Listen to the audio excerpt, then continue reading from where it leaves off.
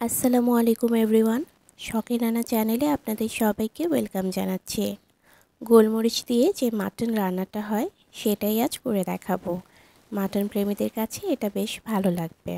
শুরুতে একটা প্যানে 2 টেবিল চামচ রান্নার তেল দিয়ে দিলাম। তেলটা গরম হয়ে এলে ভালোভাবে ধুয়ে নেওয়া 300 গ্রাম মাটন দিয়ে দিচ্ছি। মাটনে যে একটা বাজে গন্ধ থাকে সেজন্য আমি এটাকে 1 টেবিল চামচ ভিনেগার দিয়ে 10 মিনিট ভিজিয়ে রেখেছিলাম। তারপর ভালোভাবে ধুয়ে নিয়েছি। তেলের উপর 2 মিনিটের মতো ভেজে নিয়েছি। আর চুলার হিটটা এ পর্যায়ে মিডিয়াম টু হাইতেই ছিল। 1 চা চামচের মতো আদা রসুন বাটা আর হাফ কাপ পেঁয়াজ কুচি দিয়ে দিচ্ছি। আবারও ভালোভাবে মিশিয়ে আরও 2 মিনিটের মতো ভেজে নিতে হবে। পেঁয়াজটা সফট হয়ে এলেই আমরা এখানে অন্যান্য মশলা অ্যাড করে দেব। 2 মিনিট ভেজে নেওয়া হয়ে গেছে। এখন অ্যাড করে দিচ্ছি এখানে 3টা কাঁচামরিচ একটু থেতো করে দিয়ে দিলাম। হাফ কাপ ক্রাশ করে নেওয়া ধনে দিয়েছি আর 1/4 চা চামচের মতো টালা জিরা গুঁড়ো দিয়েছি। হলুদ আর মরিচ এই রান্নায় যায় না, তাই হলুদ আর মরিচটাকে স্কিপ করতে হবে। নেড়ে চেড়ে খুব ভালোভাবে মিশিয়ে নিতে হবে। 1 মিনিটের মতো ভেজে নিয়ে অ্যাড করে দিতে হবে গরম পানি আর দিয়ে দিচ্ছি স্বাদ অনুযায়ী লবণ। গরম পানি দিয়েছি এখানে 2 কাপ।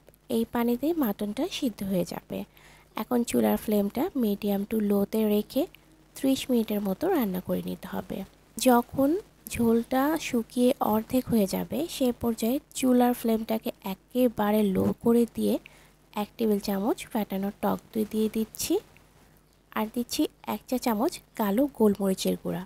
গোলমরিচটা এখানে মিহি গুঁড়া করে নিই, একটু ক্রাশ করে নিয়েছি। আর 1/4 চা চামচ গরম মশলার গুঁড়া আর দিচ্ছি 1 চা চামচ কাঠবাদাম বাটা। আপনারা চাইলে এখানে কাজু বাদাম বাটাও দিতে পারেন। আবারও সব কিছুকে খুব ভালোভাবে মিশিয়ে নিয়ে চুলার হিটটাকে মিডিয়াম টু হাইতে করে দিতে হবে। ঢেকে অপেক্ষা করছি আরও 5 মিনিটের মতো। 5 মিনিটের মধ্যে দেখা যাবে গ্রেভিটা অনেকটা শুকিয়ে গেছে, একদম গা মাখা মাখা হয়ে গেছে।